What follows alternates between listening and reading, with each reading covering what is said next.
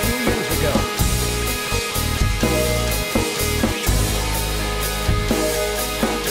Well, it's bringing the gospel to the MTV generation.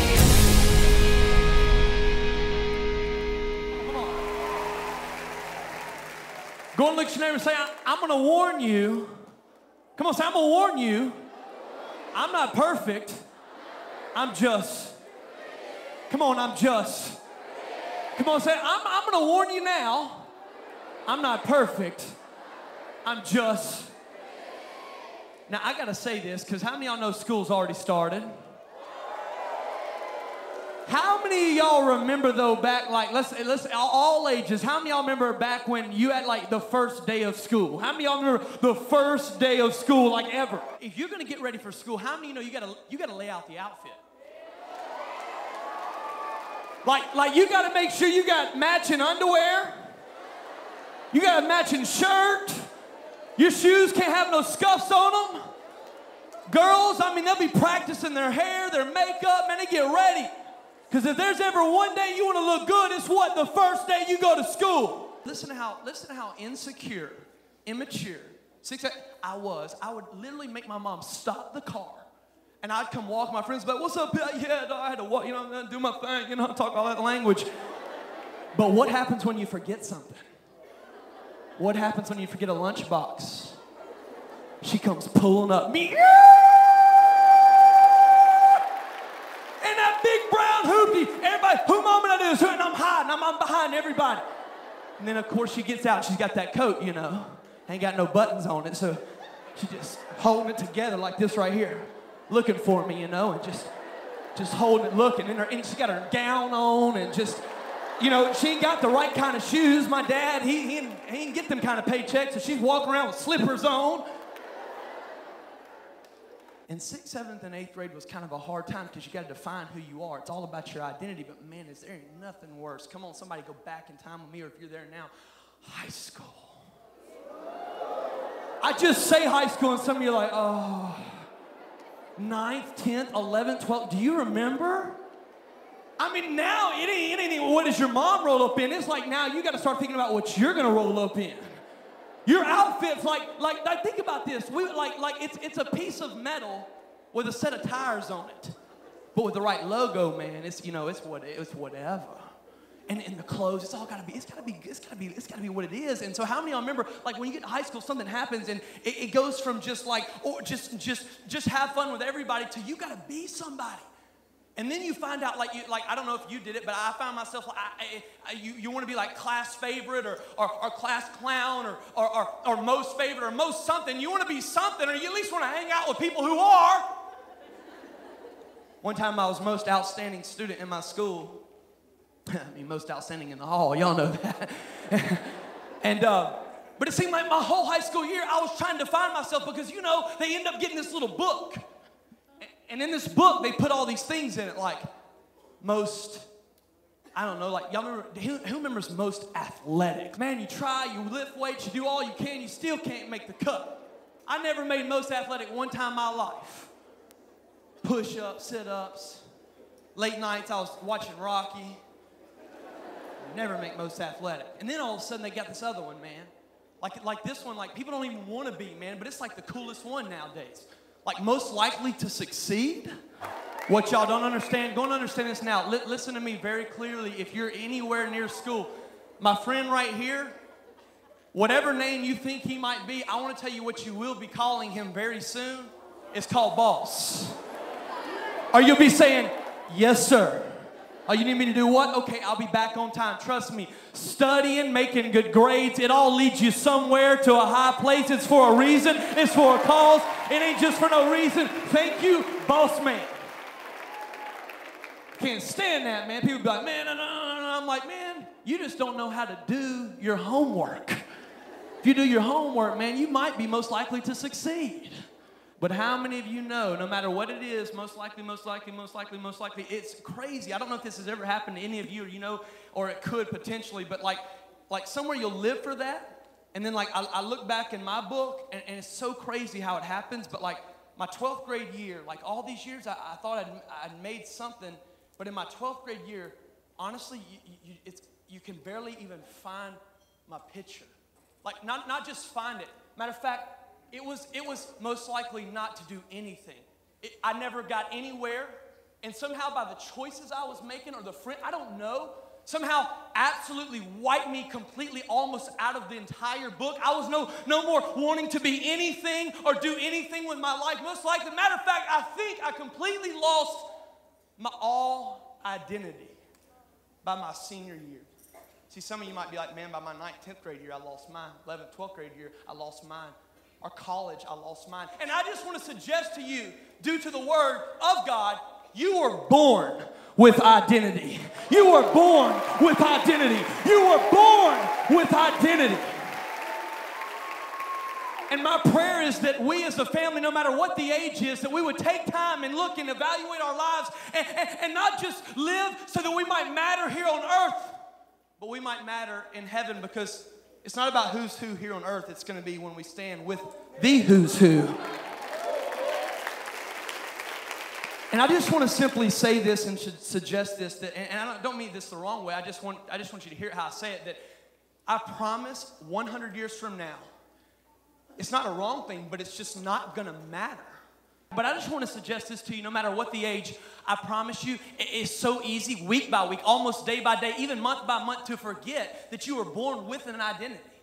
And if you have by any chance, or you know somebody that has, literally, we can do this together, but we can actually go through people that God, Hebrews 12:1 says that we are surrounded by such a great cloud of witnesses. I just like to think about some of the people that'll be in heaven one day. God is always looking for people to still believe in the dreams that he's put inside of them.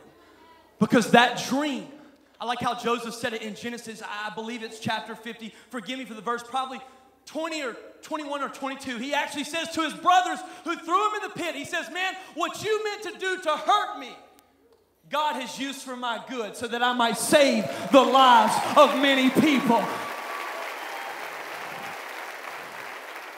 See, I believe we're all like a Joseph. Some people might not understand, like this little book I have, so personal to me. I was 6 years old when I wrote this book. I wrote this as I was telling you, when I made that friend, the same year I wrote this, they used to call me Brother Pitt growing up for a reason. And somehow in life, I found myself in a jail cell. I found myself, I had a drug overdose. I found myself in a lot of places. I totaled cars. I had a wreck-style lifestyle. But yet, there was a dream that I had way deep down inside. And it wasn't just till this summer. I was at my 18th city, approaching 200,000 different people I've spoke to. And I was just kind of having a moment with God. Maybe you don't have these, but sometimes I do. I just cry to God and I tell him, because everybody thinks you got it all going on, but man, sometimes you don't. And I was just telling God, I don't have the energy anymore. I don't know. I was crying. As soon as I was crying, man, every time I'm in any need, my mama calls. You don't know why? Because she calls. I got a bad feeling in my spirit. Well, she didn't say this time. She said, listen, I'm telling you, my mom has got like a cell phone connected upstairs. And she calls and she says, Matt, are you okay? And I didn't want her to hear me crying, but I was like, yeah, I'm cool. And I was about to have to go preach that night in front of 18,000 people. And she called me and said, you sure you're okay? I said, yeah, I'm fine, I promise. And she said, well, I just want to tell you this because I feel like you're really not. She said, you wrote this little book when you're 6 years old, and I just found it in the garage. We were cleaning it out, and this is what it says. And I was like, okay.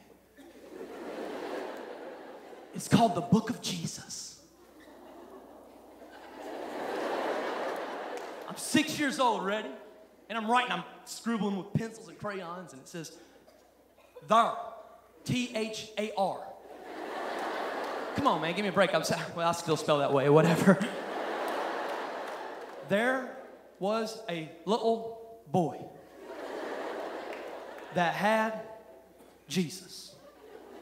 And then he felt something in his body.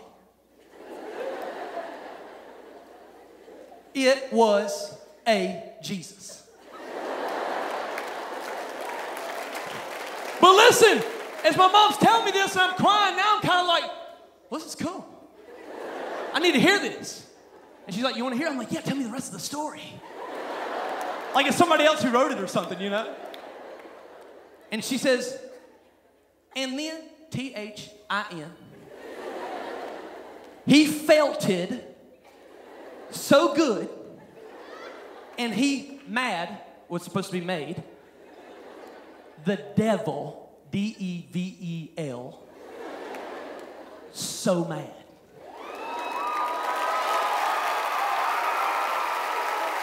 You want to know why? Because dreams, when you ever pull them back out, they make him mad. Because every one of you were born with identity. Well, no, I got to finish the story, man. It's almost done. It says, and I try to do like an apostrophe and these other things, but it's like 2 9s and a 6. And then it says, T-H-I-N, then, turn the page, he became a preacher. Listen, P-R-E-E-C-H-E-R. Give me a break. Now listen to this one. And preached, P-R-E-E-C-H-T, all over, O-F-E-R. It was supposed to say the world, it says the wood. And it was supposed to say everybody, it says A-F-R-Y, every. Hooked on phonics, word for me. And every bitty, B-I-T-Y, got saved.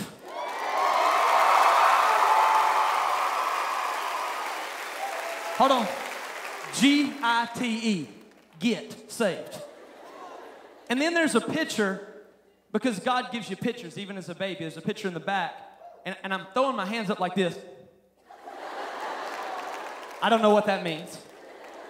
There's a sun and there's a cross, and I'm colored in red like Santa Claus, and there's a podium. And when my mom called me, maybe like I'm calling you tonight back to that dream, because maybe your mom or dad don't quite get whatever it is inside, but God does. I was laying in the bed, and I'm going to tell you those tears that were coming down my face that I didn't want my friend to see, because, you know, in Christianity, we can't let our friends see that, you know, we're just having a tough time. This dream, man, I can't even tell you how I took that stage. And when I did, the dream's not about me. It's not about what I accomplished. The dream that God gave me was so that other lives would be changed. And one day heaven would be a bigger place because of the dream that he put inside of it. So that's Joseph. But then you got guys like Moses. I just want to tell you, you want to keep your identity here on earth or in heaven? Be a dreamer or be a leader like Moses. Some people don't understand, like, I want to summarize it so it'll be easier. It would take too long to read the whole book of Exodus, but Moses, what you got to understand is, if you would have been there, like I'm talking about the time he departed the Red Sea and it came up. I mean, we read these, we're like, felt board stories. So, no, it was real. Listen to this, bread would fall out of heaven for 2 million people. Listen to this. This man, if I could even tell you what he could say, and God, I can't. And you know what I love about the guy? He's so really had a stuttering problem. Listen to what happened, though. He was in a place and he killed a man. You ought to read, I mean, the Bible's, it's awesome. Not because he killed a man, but because he goes way off into this desert and he stays there for 40 years and he just, I don't know, gets comfortable. He's scared. He's like a fugitive. He's killed somebody. Pharaoh wants to find him and wants to kill him, and he's scared, and he's out in this desert. And it's crazy to me, all throughout the Bible, the people God uses. Because you know what you find out about God is he don't look at your past. He only looks at your future. Hold on. Time out. Let me say that again. Some of y'all who don't understand what I just said, God forgives and he forgets. He doesn't look at your past. He always looks at your future. Always. So God has a moment with Moses. I ain't even going to tell you how cool it is. You need to find out yourself. And he has a moment. And Moses, he actually says to him, forgive me, but Exodus chapter 3, verse something, or he actually says to him in Exodus, Moses says to God, who am I? Like, you don't even, man, did you not see I just murdered someone? Who am I to go back to Pharaoh? And not only, 2 million people? You want me to save 2 million people? And God says, yeah, I don't have a problem with your past. You do. What I want to do is I want to use you because I know what I've got planned for you. Say you don't have a dream. Say you don't know what you're supposed to do in life. You want to get some identity here on earth and in heaven? Watch this. Just take a step every day of leadership. Moses had a step every day as he walked through that desert back to Egypt. Trust me, he had to walk. He had a step. He had to take another step, another step. And you can't imagine how many times he battled. He said, I can't speak right. I have a stuttering problem. I'm not ready. God, I don't even know. But yet this one man not only goes back to the place they're looking to kill him, but leaves that place with 2 million plus people behind him. And he takes them and he saves those people. But if you don't understand the dreaming part, or you say, Matt, I'm just not much of a leader, I believe you are, or you wouldn't be here. Then thirdly, I would just suggest, even like Jonah, here's a person that I just want to tell you, Jonah, if you could have been there on the boat, God calls him to a city called Nineveh, where he's going to destroy this entire city. It was wicked, bad. And he asked this one man, he calls him and he says, you need to go and just say what I tell you to say. It's not even much. You got to read the shortest book in the whole Bible. You got to go read Jonah. It's awesome. I'll sum it up for you, though, so that you might understand it. Here we go. He gets on a boat and he's trying to flee. He don't want to go. And he's on a boat and this storm arises. This is the coolest story. I just can't communicate it all like it really happened. I wish you could see it. Man. And this storm comes up, and there he is, and these other guys are on the boat. These other guys believe in another God. You got to read it, man. And they get freaked out, and they're like, man, this storm ain't normal. We got to find out what it is, and their gods are not working, and they come to him. Because if you know this God, everybody else will understand he is the way. He is the truth. He is the life. You can be sleeping like Jonah, but eventually people will come to you and go, man, I don't know what it is you got, but I want it. I have a message, but I ain't going to do it on that one. But what happens is they come to him and they say, man, you better pray to your God. Something's up. And he says, yeah, you're right. Basically, more and less words. He says, yeah, you're right. He says, my God is the God who's created all of this. And if I called to him, he'd probably just stop it. He says, so it'd be better for you just to throw me overboard. Listen to how awesome this is. If you're a fisher killer, man, God makes a fish to eat this dude. He sleeps in it. Listen, God not only made the fish, God actually not only made it, he commands it. Now check this out. This is the coolest part to me. Like, my mind, forgive me, I am ADD, but when I read the Bible, I'm like, wow, what if I was on the shore that day fishing?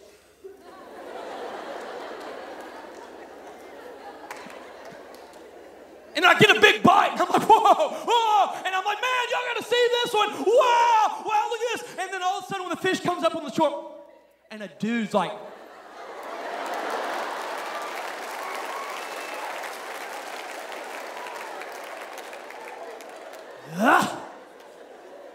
where is that Nineveh?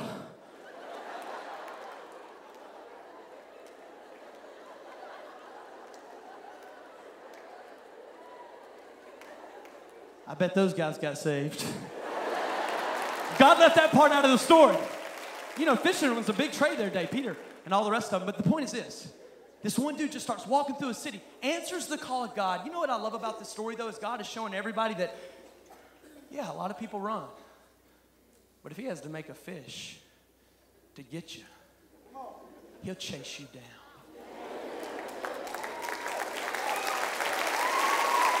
You say, no, not me, man. If you only knew me, if you only knew him. That's why God wrote, I will never leave you. I'll never forsake you. I'm not giving up because I'm going on. And you know what Jonah does? One little dude, man, I guess the fish experience did something. And he starts walking through Nineveh saying what God wanted him to say. And everybody got so freaked out by whatever was inside of him. The fire, the passion, the love, the murder, whatever it is. that the king even heard himself, and everybody, the entire city, 120,000 plus, one of the greatest Old Testament revivals recorded, gets saved because he just answers the call. I don't know what the call is for you, but I know that we're all called to a little worship. We're all called to prayer. We're all called to not just know Jesus, but to make him known. And if you do that, the people wherever you work, the people wherever you go to school, whatever campus, wherever you are, I'm telling you, people will know God's real just because you answered the call. So I've had people all the time go, Matt, what am I supposed to do? I say, man, I don't know, but I know there's 3 things you can do. You can start dreaming, but I say dream big because you ain't got no small God. He can't fit into your little brain. Dream something so big that only God could do it himself. So you can go, yep, I got the credit for it. Be a leader every day, not just week by week or here and there. Just every day, make little steps to be a leader, because those little steps got Moses in a place where he led 2 million people. Or just answer the call.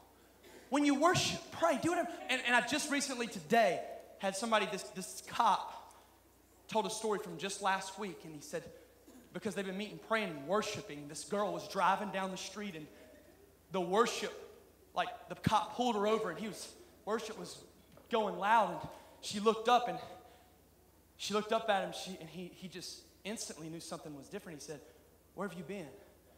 And this cop knew nothing of God right here. And she said, man, I just left a worship prayer meeting. And the cop, all the girl does, she just hands him her Bible. The cop reports to us this day, as he opened up that Bible, you just never know what God's going to use you to do. The cop just starts crying, bawling, crying. Reports to us, he goes, I don't know who the girl, I don't even know how to backtrack who it was. But man, whatever that thing that y'all are doing, if it was just for me, thank you. Thank you. So tonight, here's the deal. No matter where you've been, no matter what you've done, no matter what, you could say, man, I've done this, and this, and I'll show you everybody you could imagine in the Bible. I'll show you murderers. I'll show you, you can't imagine it. God says, no, there's a dream inside of you. God says, no, you can be a leader. And God always says, if you'll just answer the call, you have no idea what I could do through just you. So this is what I'm going to do is every eye is closed right now and every head bowed. I just want to pray over you. That's it. Because see, the thing is this. You wouldn't be here on a Tuesday night. It's by choice. You wouldn't be here no matter what the age.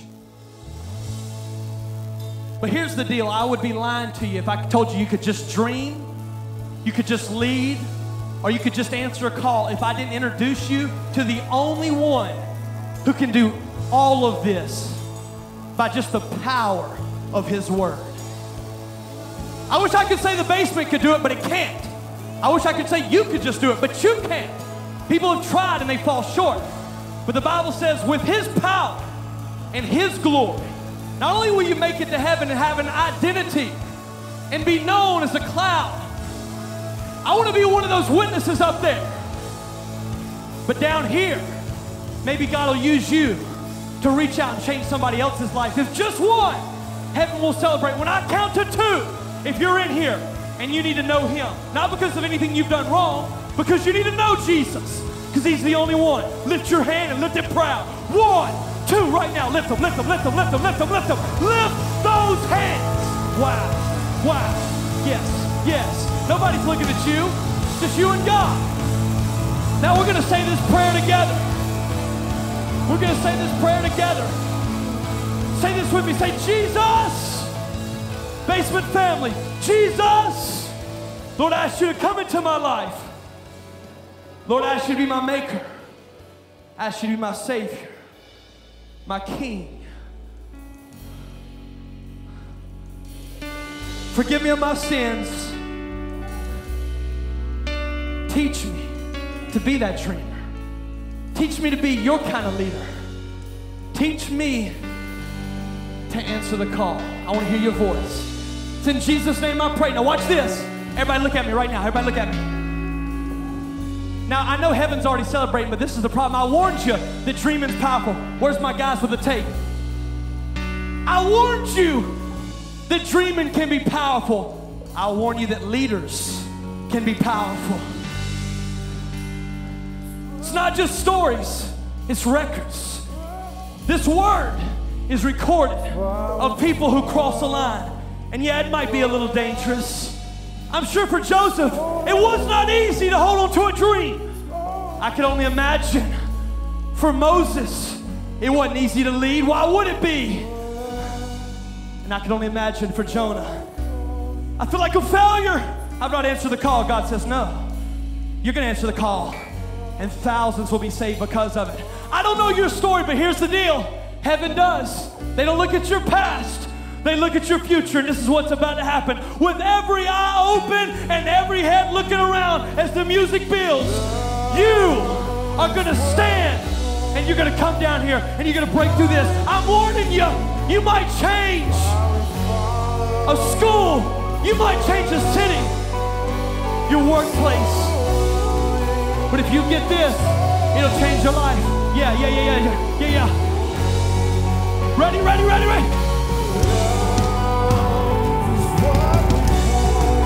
Keep coming, yeah. Who cares? What you do now will matter 100 years from now. Yeah. Hard to believe all this began with about 4 people in Matt Pitt's basement a few years ago. What has all these rushing the church doors? Church like you've never seen before. Now developed into an extremely popular Christian worship experience for Hundreds, even thousands of people have grown from 1,400 to about 5,000 in 5 months' time. It continues to grow. 4,000 to 5,000. It started out with just a handful of folks. Now, thousands attend the service. Matt's basement went from this to this. It's outgrown Matt's house, a series of other churches, and it's packed by the thousands. We're trying to show them, man, that God's real, He's alive, and we can do things through Him, and we do it in a radical way. This is not your typical worship experience. The hottest party in town. With a powerful message. Really unbelievable. Something you have to see to believe. It's now considered the largest youth movement in the nation.